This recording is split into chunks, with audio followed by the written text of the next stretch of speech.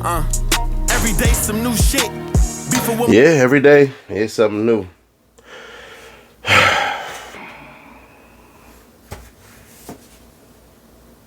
You wanna know what's crazy? Spoiler ahead. The 17-year-old kept it real. NLMB.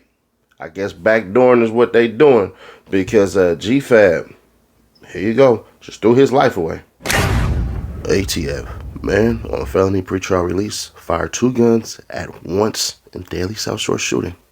A man who was already on felony pretrial release fired 2 guns at once at a South Shore shooting alley last month, killing 1 man and injuring another, according to a newly filed federal complaint. FABE Shipman, a convicted felon with a 2019 federal drug conviction, was charged Friday in the United States District Court with illegally possessing ammunition.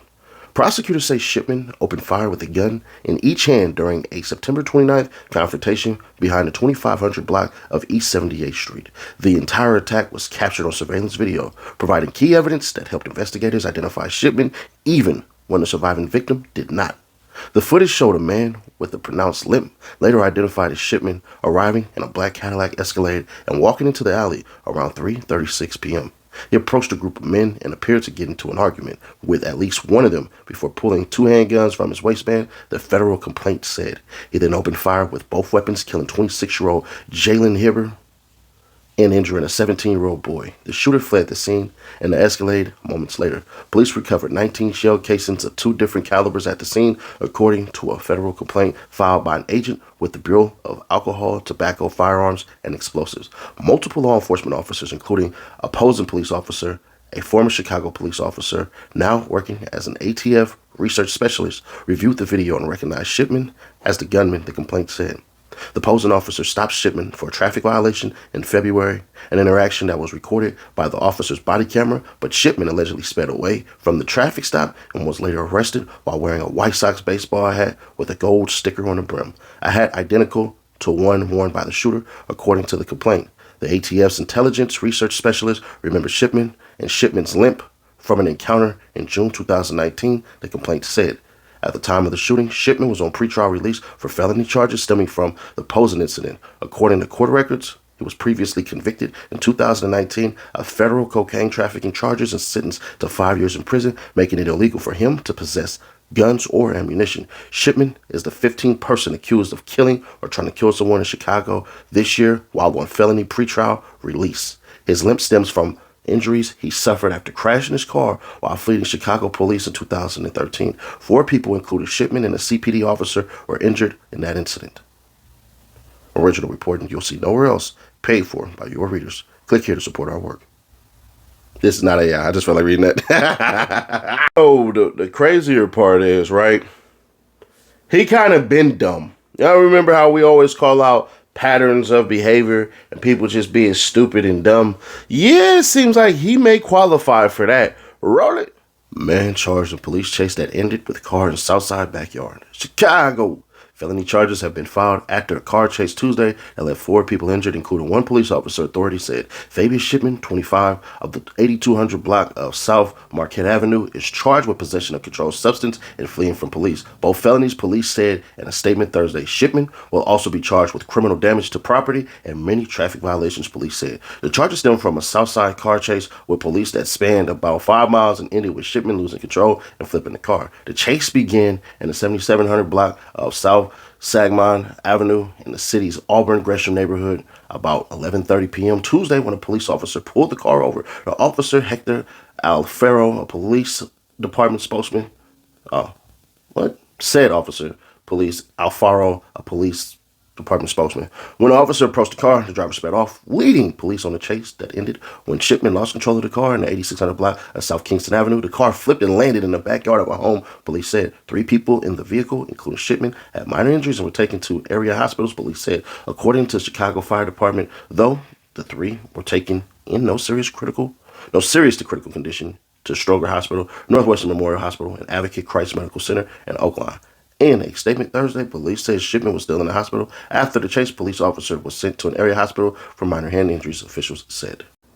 Now, everything is alleged and proven into innocent and whatever the hell. And I'm not laughing at the death. I'm laughing at how stupid you got to be. This is how terrible you have to be.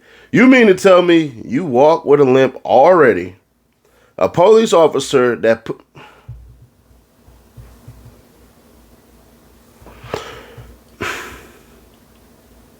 you walk with a limp. The police officer that sent you up the river already then made sure to identify that lip walking that you had. You gotta be kidding me, bro. Like, I would have said, like, you know what I'm saying? He brought 2 Roscoe's out, you feel me? Like chicken and waffles.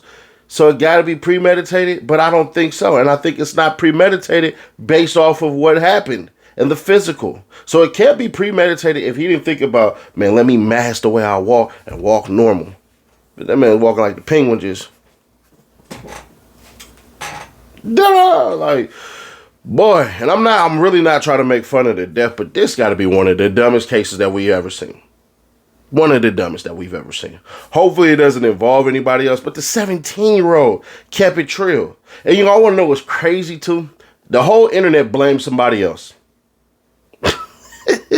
The whole internet, even the Fed that be on the app be talking and all that. His own Fed homies didn't give that man the intel. Man, listen. The whole internet blames somebody else. That's why you know what I'm saying? I wait till people get arrested before I say anything. That's why you don't see speculatory things out of me. Go read back on the comments on the Reloaded channel. Oh, Seti Nash, this person did it, this person did it. Yeah, man, it was a wobble baby hit. No, actually, nope. No, we don't know what happened. All we know is that this is what it is. And I'm not blaming the people who took the Fed's information and was like, bruh, why are you doing that and everything? But there's a reason why. Y'all had to kind of chill out. Now, as stated prior and previously, the internet ain't got nothing on the police. The internet got nothing on the freaking police, bruh. It's to the point now where we can tell the truth, can't we? This is stupid. They put all that in there so that they can use this dude as a pawn to make sure nobody else gets bail for pretrial releases, and they're going to make restrictions even tighter. In the state of Illinois, they had got rid of cashless bond, right? And the reason for that is because everybody in the United States, the typical annual household income has about $3,000 in savings. All right, your bond is going to cost a little bit more than that. So what they understood was that certain people just could not afford to get bond. Let's say you do something stupid. I don't know.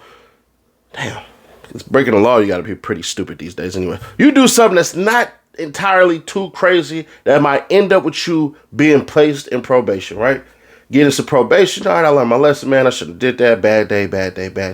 The state says, you know what? We believe that you had a bad day. So what we're going to do is we're going to allow you to leave and give you probation. But if you mess up, you have a second bad day in a row, we believe that you are a bad person and you go to the Department of Corrections. That's how, in a nutshell, it's supposed to go. But in this instance, this man has ruined the system. They're going to, trust and mark my words, they are about to use this dummy as somebody who has literally, and all this is alleged. Maybe he did it, maybe he didn't do it. But from what they saying, nigga, you wore the same hat. You wore the same doggone hat. Y'all know that burgundy and white hat I love wearing so much, or the blue Chicago White Sox hat that I like wearing so much. Imagine if somebody said, yeah, Seti Nash did it. And I'm like, no, I didn't. Like, yeah, but you wear that same hat. We've seen it already. No, you didn't. Like, come on, bro. They said, nigga, you had the same sticker on there. Bro ain't had no money. You ain't had no bread. Because why are you... Never mind. This is a cautionary tale of why, if you got static in your hood, or you feel like your people are doing the most, leave them niggas alone, bro. Leave them cats where the hell they live, where they at. Because GFAB, bruh, I ain't gonna hold you. He ain't had no money. He ain't had no bread. This is a story as old as time, where you see cats like this every single day with nothing, no motion, no nothing going, and they do stupid stuff all the time. You have to look back and go, I know the hell you did not. And they're like, yeah, the hell he did. He didn't do it. Yeah, he did. All right, man. But it is what it is, man. Another life gone, unfortunately. The system is now going to change to go against people who had a bad day. This idiot just made a decision to change his whole entire life, and now you get to be made fun of as a shining example, and you cause more division in a group of people who were already of the same struggle, of the same damn place, who had the same goals in mind to get out and do whatever the hell, and the same enemies. You now got people looking like, and since the 17-year-old didn't snitch, you had a chance to get out until those police officers came out, and basically they're gonna crucify you. So shout out to the 17-year-old for keeping it real, because I'm pretty sure that man wanted to see you get out and get your justice, if you will. But hey, it is what it is. Subscribe, turn on bell to notify. Win one of these by hitting that like button right now. Let me know your thoughts on this real quick. What y'all think? What y'all think? Y'all think that little buddy should have told? Because I don't believe so. It's Chicago, nigga. It's best you don't tell. But do y'all think also at the same time, too, we should get rid of pretrial bail? Because had Buddy not had the ability to get pretrial bail, JDOG would still be alive. A lot of stuff to think about, right? But anyways, hit that like button, win one of these, and comment your thoughts, and click right here and see how they're trying to get rid of NBA Youngboy's second show. Not the one tonight, the second one. I lay it all out because the city of New Orleans, lordy, out already a negative $100 million. Or click right here for the playlist and get through your day. Hopefully your team wins. Hopefully my team wins. Go Giants. My Sooners won yesterday, so I'm feeling good.